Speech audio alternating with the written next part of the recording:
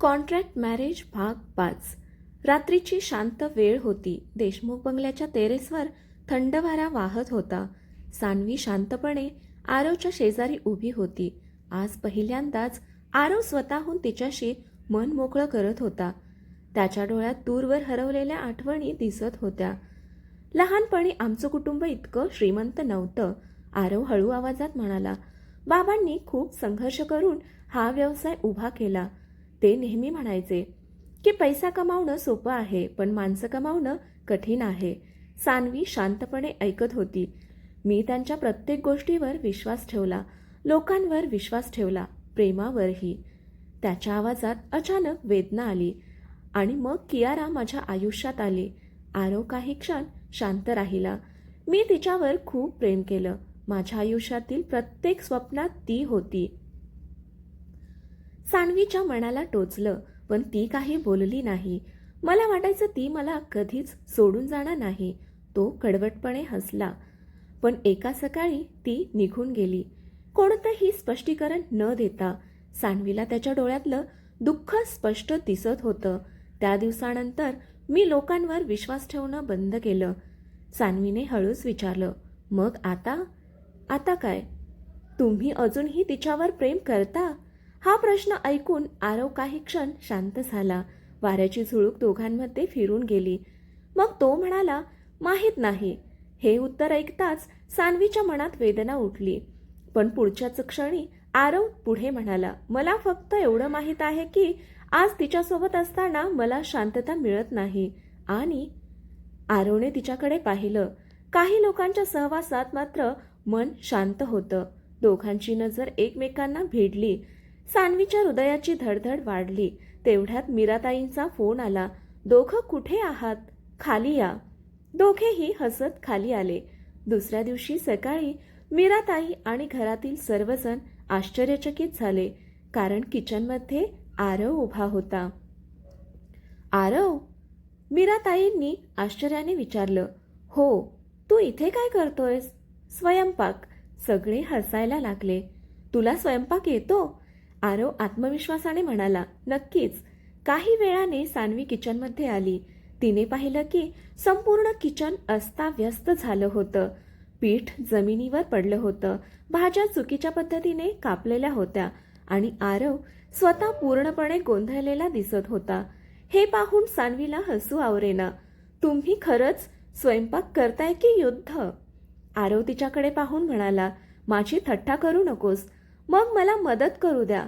पुढचा 1 तास दोघांनी एकत्र स्वयंपाक केला, हसत बोलत, एकमेकांची मस्करी करत. पहिल्यांदाच ते खरा नवरा बायकोसारखे वागत होते. नाश्त्याच्या टेबलावर सर्वांनी जेवणाचं कौतुक केलं. मीराताई हसत म्हणाल्या, हा नाश्ता प्रेमाने बनवलेला वाटतोय. हे ऐकून सान्वी आणि आरव दोघेही अवघडले. पण त्या आनंदी वातावरणापासून दूर कियारा आपल्या ऑफिसमध्ये बसली होती. तिच्या समोर आरव आणि सान्वीचे काही नवीन फोटो होते. दोघे एकत्र हसत होते. ते पाहून तिचा राग अनावर झाला. नाही, हे मी होऊ देणार नाही. तिने लगेच फोन उचलला. प्लॅन बी सुरू करा. समोरून काहीतरी उत्तर आलं. कियाराच्या ओठांवर एक धक्कादायक स्मित उमटलं. आता सान्वीच नाही तर तिच्या आणि आरवच्या नात्यावरच वार होणार आहे. आणि यावेळी तिचा डाव आधीपेक्षा जास्त भयंकर होता. कियाराचा नवीन डाव सुरू झाला होता, पण आरव आणि सान्वीला त्याची कल्पनाही नव्हती. देशमुख बंगल्यात मात्र वातावरण आनंदी होतं. गेल्या काही दिवसात दोघे खूप जवळ आले होते. त्यांच्यात अजूनही कॉन्ट्रॅक्ट होतं, पण मन हळूहळू त्या अटी मोडू लागली होती. सकाळी आरव ऑफिसला जाण्याच्या तयारीत होता. तेवढ्यात त्याचा फोन वाजला. स्क्रीनवर नाव पाहून त्याचा चेहरा गंभीर झाला. कियारा कॉलिंग. काही क्षण तो फोनकडे पाहत राहिला. शेवटी त्याने कॉल उचलला. काय आहे? मला भेटायचं आहे. माझ्याकडे वेळ नाही. ही शेवटची भेट असेल आरव. तिचा आवाज नेहमीपेक्षा वेगळा वाटत होता. आरवने काही क्षण विचार केला. ठीक आहे. हे सगळं दाराबाहेर उभी असलेली सान्वी ऐकत होती. तिच्या मनात पुन्हा अस्वस्थता निर्माण झाली. कियारा पुन्हा का भेटू इच्छिते? पण तिने स्वतःला शांत केलं. आरववर विश्वास ठेवायचा तिने ठरवलं. संध्याकाळी आरव एका रेस्टॉरंटमध्ये कियाराला भेटायला गेला. कियारा आज खूप शांत दिसत होती. थँक्स, तू आलास. बोल, काय काम आहे? कियाराने खोल श्वास घेतला. मी परदेशात जाणार आहे. आरव काहीच बोलला नाही. कदाचित कायमची. क्षणभर शांतता पसरली. मग ती हळू आवाजात म्हणाली, जाण्याआधी मला एक गोष्ट सांगायची होती. काय? मी अजूनही तुझ्यावर प्रेम करते. आरव स्तब्ध झाला. कियाराच्या डोळ्यात अश्रू आले. मी तुला गमावलं आणि आता त्याची किंमत समजते. त्याच वेळी रेस्टॉरंटच्या बाहेर एक व्यक्ती लपून त्यांचे फोटो काढत होती. तो कियारानेच ठेवलेला माणूस होता. त्याने मुद्दाम असे फोटो घेतले ज्यात आरव आणि कियारा खूप जवळ बसलेले दिसत होते. रात्री सान्वी आरवची घरी वाट पाहत होती. तेवढ्यात तिच्या फोनवर काही फोटो आले. फोटो पाहताच तिच्या चेहऱ्याचा रंग उडाला. आरव आणि कियारा एकत्र हसताना, बोलताना आणि एका फोटोमध्ये कियारा त्याचा हात धरताना दिसत होती. सान्वीच्या डोळ्यात पाणी आलं. तिला पुन्हा एकदा असं वाटलं की ती आरवच्या आयुष्यात फक्त एक तात्पुरती व्यक्ती आहे. काही वेळाने आरव घरी आला. त्याने पाहिलं सान्वी बाल्कनीत उभी होती. सान्वी? ती शांत होती. काय झालं? तिने मोबाईल त्याच्यासमोर धरला. फोटो पाहताच आरवचा चेहरा कठोर झाला. त्याला लगेच समजलं हा कियाराचा डाव होता. तू जे पाहते आहेस तसं काही नाही. मग काय आहे? सान्वीच्या आवाजात वेदना होती. पहिल्यांदाच ती त्याच्यावर रागवली होती. आरव काही क्षण शांत राहिला. मग तो तिच्या जवळ आला. तुला माझ्यावर विश्वास आहे का? हा प्रश्न ऐकून सान्वी गप्प झाली. कारण तिच्या मनात उत्तर होतं, हो. पण ती ते शब्दात सांगू शकत नव्हती. दुसरीकडे कियारा आपल्या घरी बसून हसत होती. तिला खात्री होती की यावेळी आरव आणि सान्वीमध्ये मोठं भांडण होईल. पण तिला माहीत नव्हतं की त्यांच्या नात्याचा पाया आता आधीपेक्षा खूप मजबूत झाला होता आणि तिचा हा डाव उलट तिच्याच विरोधात जाणार होता.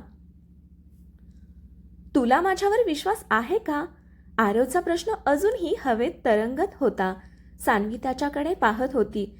तिच्या डोळ्यात राग नव्हता, फक्त वेदना होती. काही क्षण शांतता पसरली. मग ती हळू आवाजात म्हणाली, मला तुमच्यावर विश्वास आहे आरव, पण मला भीती वाटते. कशाची? तुम्ही पुन्हा कियाराकडे वळलात तर? हे ऐकताच आरव स्तब्ध झाला. पहिल्यांदाच सान्वीने मनातली भावना उघडपणे व्यक्त केली होती. आरव तिच्या जवळ आला.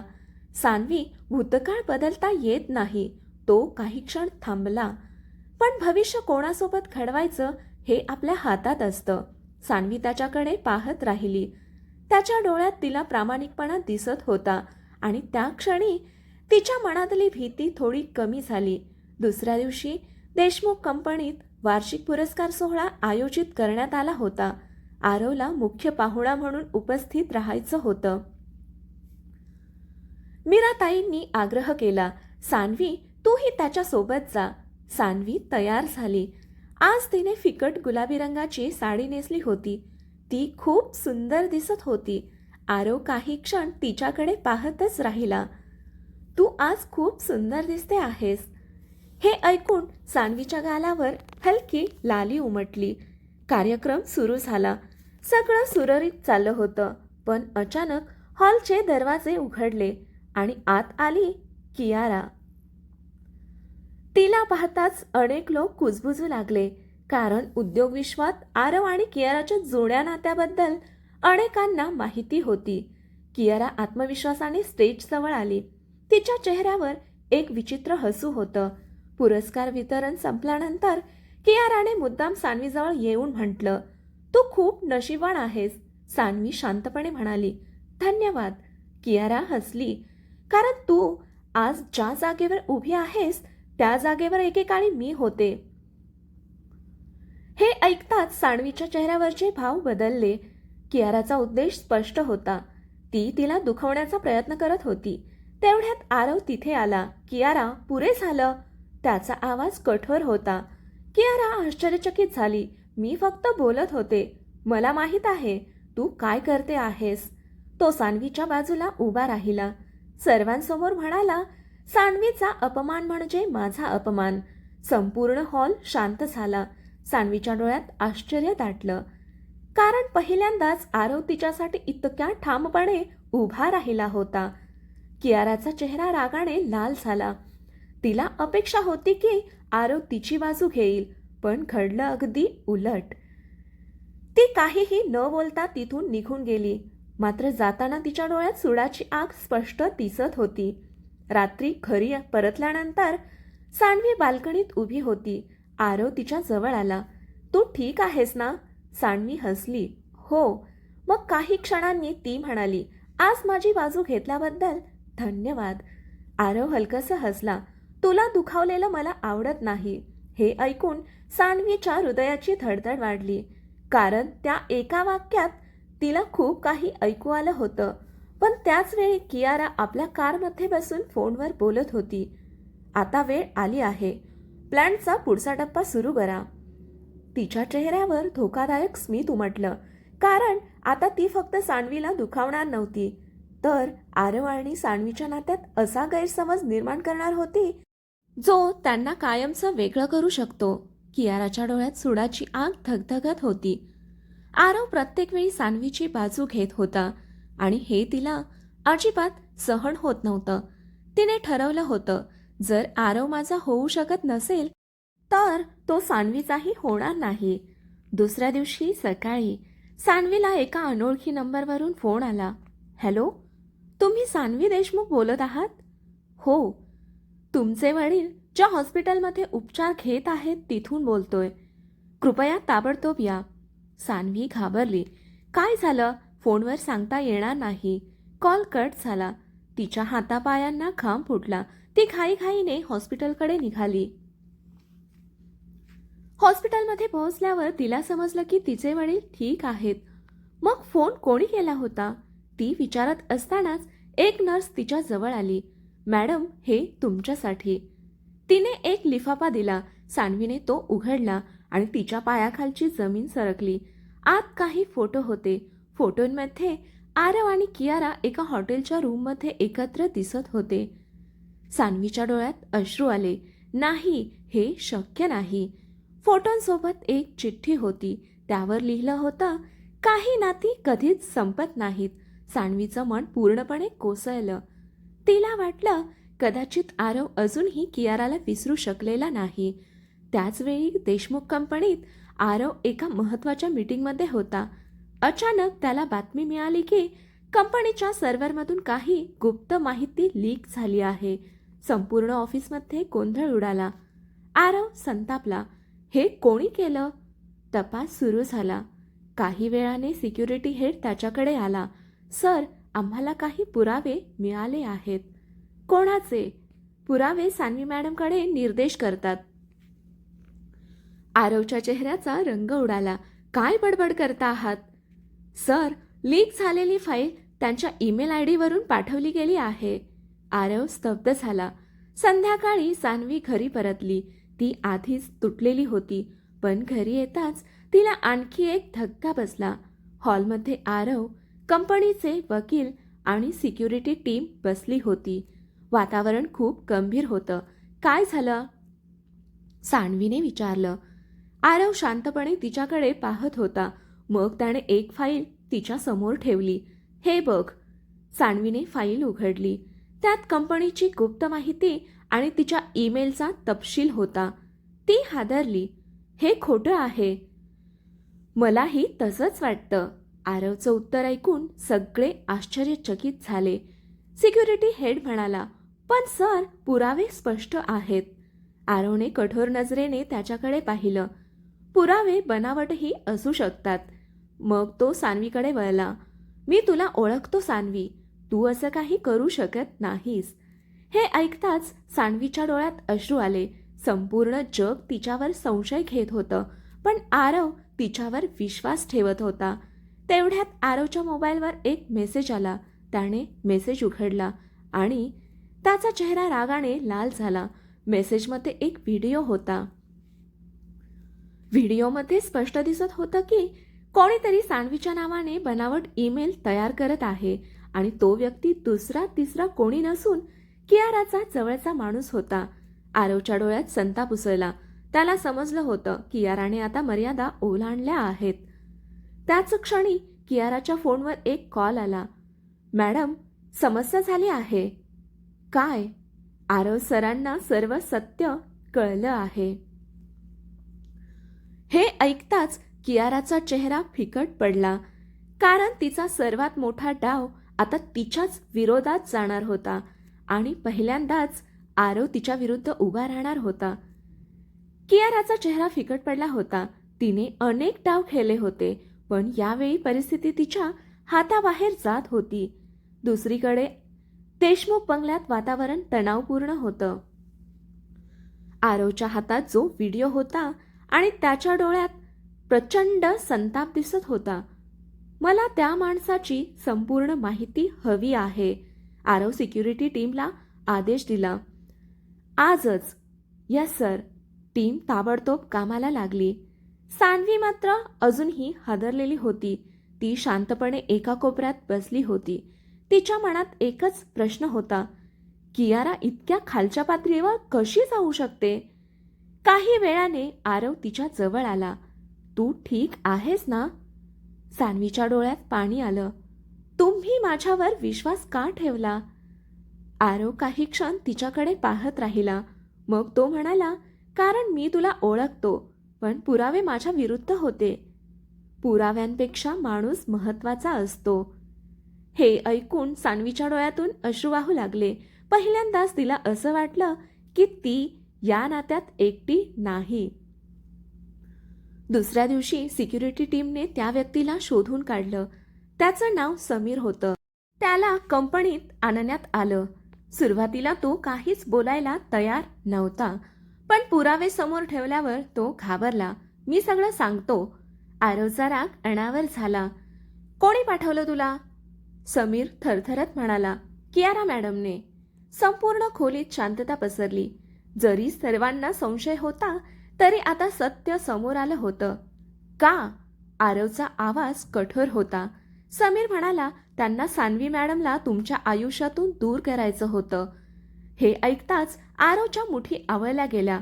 त्याच्या डोळ्यात आता फक्त राग नव्हता, तर विश्वासघाताची वेदनाही होती. त्या संध्याकाळी आरव थेट कियाराच्या घरी पोहोचला. दार उघडताच कियारा हसली. आरव, मला माहीत होतं तू येशील. पण पुढच्याच क्षणी तिचं हसू गायब झालं, कारण आरवच्या चेहऱ्यावर संताप स्पष्ट दिसत होता. तू इतक्या खाली जाशील असं मला वाटलं नव्हतं. कियारा शांत राहिली. मी काय केलं? आरवने तिच्यासमोर व्हिडिओ फेकला. आता अभिनय करू नकोस. कियारा काही क्षण गप्प राहिली, मग अचानक हसायला लागली. हो, मी केलं. आरव स्तब्ध झाला. कारण मी तुला गमावू शकत नाही. कियारा ओरडली. तू माझा आहेस आरव. नाही. आरवचा आवाज शांत पण ठाम होता. मी कधीच कोणाची मालमत्ता नव्हतो. मग त्या सान्वीमध्ये असं काय आहे? कियाराच्या डोळ्यात राग आणि मत्सर होता. आरव काही क्षण शांत राहिला. मग तो म्हणाला, ती माझ्यावर विश्वास ठेवते आणि मी तिच्यावर. हे ऐकताच कियाराच्या डोळ्यात अश्रू आले, कारण तिला समजलं ती आरवला कायमची गमावून बसली आहे. घरी परतताना आरवच्या मनात अनेक भावना होत्या. एक अध्याय संपला होता, पण दुसरा अध्याय सुरू होत होता. देशमुख बंगल्यात पोहोचल्यावर त्याने पाहिलं सान्वी बागेत बसून त्याची वाट पाहत होती. तिला पाहताच त्याच्या चेहऱ्यावर नकळत हसू उमटलं आणि त्याच क्षणी त्याला जाणवलं त्याच्या मनात सान्वीसाठी असलेली भावना आता फक्त काळजी उरली नव्हती. ती त्यापेक्षा खूप जास्त होती. पण नियतीने अजून एक मोठा धक्का राखून ठेवला होता. कारण त्याच रात्री सान्वीच्या हातात एक फाईल पडणार होती आणि त्या फाईलमध्ये असलेलं एक गुपित त्यांच्या संपूर्ण नात्याला हादरवून टाकणारं होतं. रात्र खूप शांत होती. देशमुख बंगल्यात सगळेजण झोपले होते, पण सान्वीला झोप येत नव्हती. आरव आणि कियारामधला अध्याय संपल्यासारखा वाटत होता. तरी तिच्या मनात एक विचित्र अस्वस्थता होती. ती पाणी प्यायला खाली आली. तेवढ्यात लायब्ररीतून काहीतरी पडल्याचा आवाज आला. इतक्या रात्री इथे कोण असेल? ती सावधपणे लायब्ररीकडे गेली. दार अर्धवट उघडं होतं. आत कोणीच नव्हतं, पण जमिनीवर एक जुनी फाईल पडलेली होती. फाईलवर धूळ साचली होती. जणू ती अनेक वर्षापासून कोणी उघडलीच नव्हती. सान्वीने फाईल उचलली. सहज म्हणून ती उघडली आणि पुढच्याच क्षणी तिच्या चेहऱ्यावरचे भाव बदलले. फाईलमध्ये काही जुनी कागदपत्र, फोटो आणि हॉस्पिटलचे रिपोर्ट्स होते. पहिल्या पानावर मोठ्या अक्षरात लिहिलं होतं, गोपनीय, फक्त देशमुख कुटुंबासाठी. सान्वीच्या मनात उत्सुकता निर्माण झाली.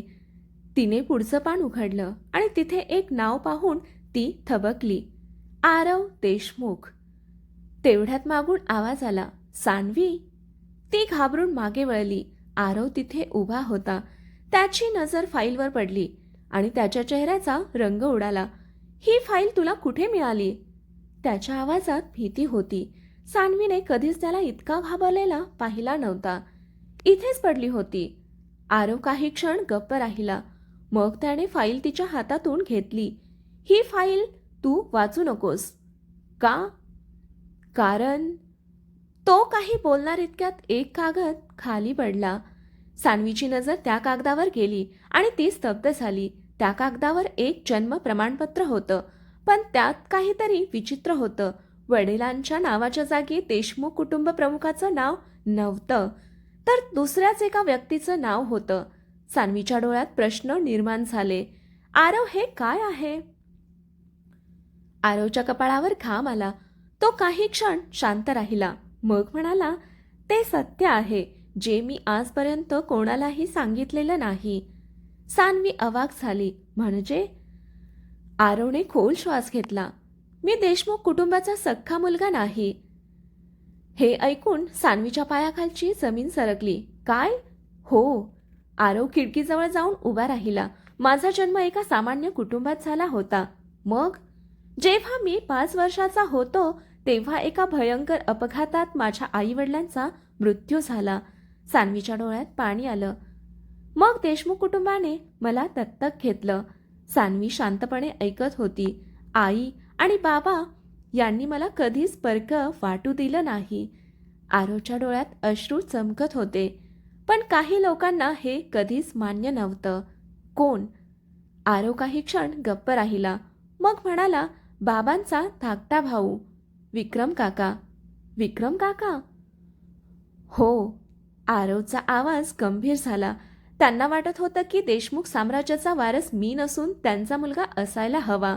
सान्वीचं हृदय जोरात धडधडू लागलं. म्हणून त्यांनी अनेक वेळा मला या घरातून दूर करण्याचा प्रयत्न केला. काय? आणि अजूनही ते थांबलेले नाहीत. हे ऐकून सान्वी घाबरली. इतकी वर्ष आरव एकटाच हे ओझं घेऊन जगत होता. तेवढ्यात अचानक लायब्ररीच्या खिडकीबाहेर कोणीतरी हलल्याचा आवाज आला. आरव आणि सान्वी दोघेही दचकले. आरव पटकन बाहेर धावला, पण बाहेर कोणीच नव्हतं. फक्त जमिनीवर एक लिफाफा पडलेला होता. आरवने तो उघडला आणि त्याचा चेहरा पांढरा फटक पडला. काय झालं? सान्वीने घाबरत विचारलं. आरवने थरथरणाऱ्या हातांनी ते पत्र तिच्या समोर धरलं. पत्रात फक्त एकच ओळ लिहिलेली होती, सत्य जाणून घेण्याची किंमत खूप महाग असते, आरव. आणि खाली सही होती, विक्रम.